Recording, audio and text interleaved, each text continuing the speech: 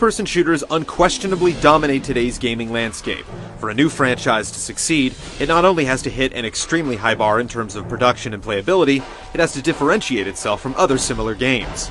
With the near-future invasion of the United States by North Korea providing a grim backdrop, Homefront is willing to go up against these difficult odds.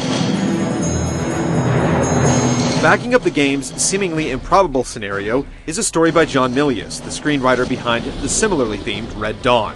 A fictional timeline leading up to 2027 will inform the curious, but it's not so much about how the North Korean invasion happened as what will happen afterwards. Your character, an ex-military pilot, is recruited by a civilian resistance group, and a very different America serves as your battleground. Your enemies are all around you, and ammunition is scarce. You'll often need to pick up a new weapon from a fallen foe when you run low on ammo, but you'll notice that all the guns feel very lethal whether you're shooting from the hip or aiming down the barrel. More often than not, the enemy's superior numbers give them the upper hand as you make your way through tense, scripted scenarios. But there are moments where the balance changes. Early on, you'll find the Resistance has repurposed an unmanned combat vehicle that bursts onto the scene, gunning down enemy infantry and launching rockets at targets you designate through a portable viewfinder. As you take the necessary steps to accomplish your mission, you'll notice that your squad's outlook and behavior is different than your typical strict, rigid military unit.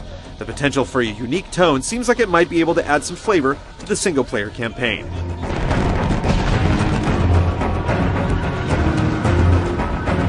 Home may be where the war is, but the fight can be taken to new fronts online through several competitive multiplayer modes. Ground Control is Homefront's take on the classic King of the Hill match type, staging a 32-player war to occupy designated points on the map. As locations are secured and the opposition routed, the action moves to a different part of the battlefield, where the struggle for dominance begins anew. Other match types provide different goals to achieve but remain similarly massive in scope, taking place over large urban and rural areas, modeled on a theoretical, war-torn America. With sprawling environments, vehicles, and a customizable class loadout system, multiplayer shares a similar flavor to the large-scale scuffles pioneered by the Battlefield series. Homefront's twist adds the notion of battle points, spendable currency that swells with each tango you take down and each objective you complete.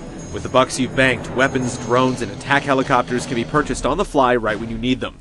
It's a novel take on player perks that may add some strategy by offering spend or save decisions during a match. And it'll be interesting to see if placing an economic spin on war pays off in the long run. It's impossible to know the outcome of a war before it starts, but it's clear that this near-future freedom fighter is investing in a unique identity and ideas to set itself apart from other shooters.